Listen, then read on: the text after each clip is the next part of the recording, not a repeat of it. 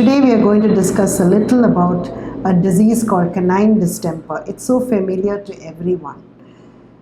Many a time we see dogs hit by cars lying on the roadside. These will be street dogs. And most often the distress call comes as there is a dog lying which is hit by a car. But normally that is not the situation.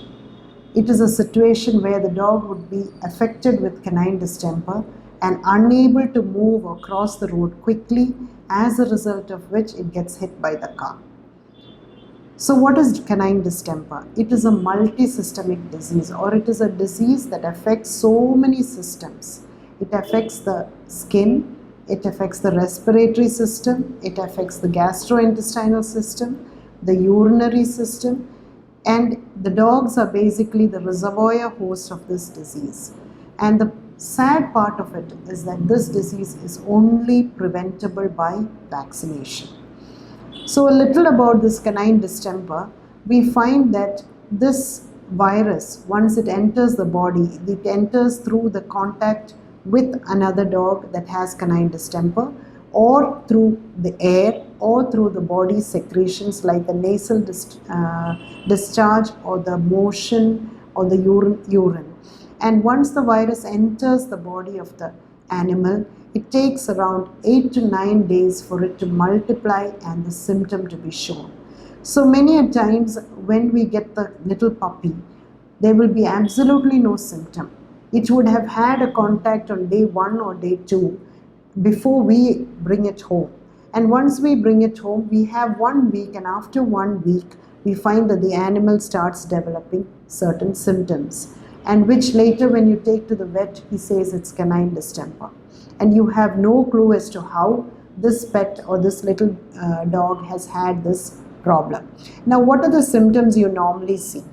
Normally it can start with vomiting, difficulty to eat or refusal to eat, diarrhea, tiredness.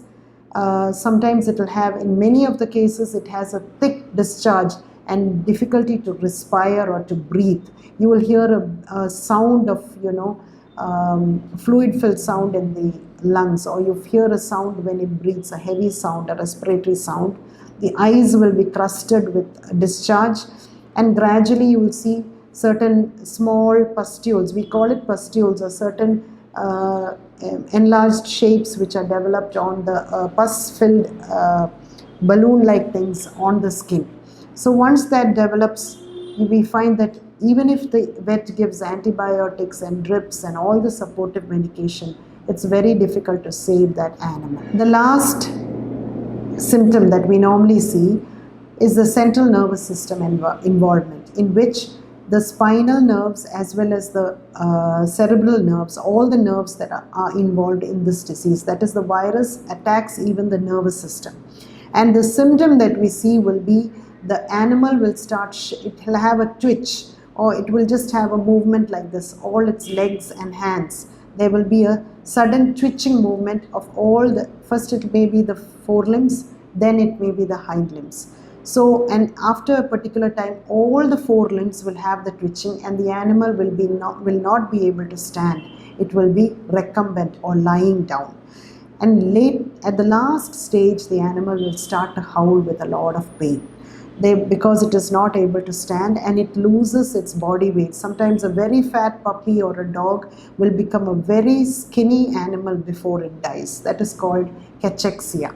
So these neurological symptoms, once we see the twitching or the twitching of the limbs, and sometimes it may even have seizures, epileptic type of seizures. Once that happens, we know that it's almost impossible to save the animal.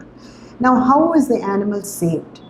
The animal can be saved only if that particular animal has some type of immunity against the disease, and its body is strong enough to withstand whatever period, that is the period of 1 or 2 weeks, where it cannot have food.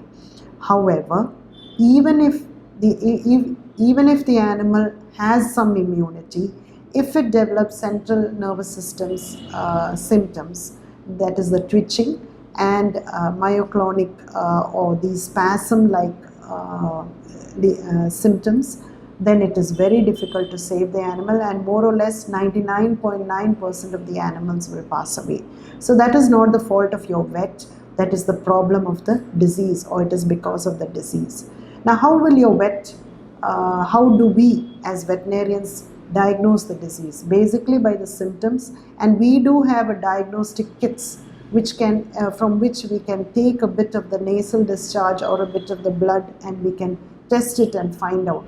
But the thing is, in some cases we may get a false negative. So if we get a false negative also, we go by the symptoms. Now, coming to the treatment, or is there a treatment for canine distemper?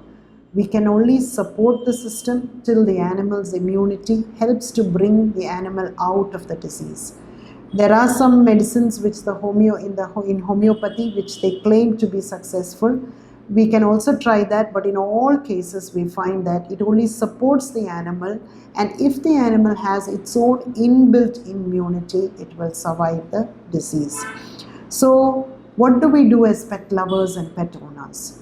We have to actually make sure that all our animals are vaccinated, especially the breeding mothers or the breeding dams, the breeding bitches.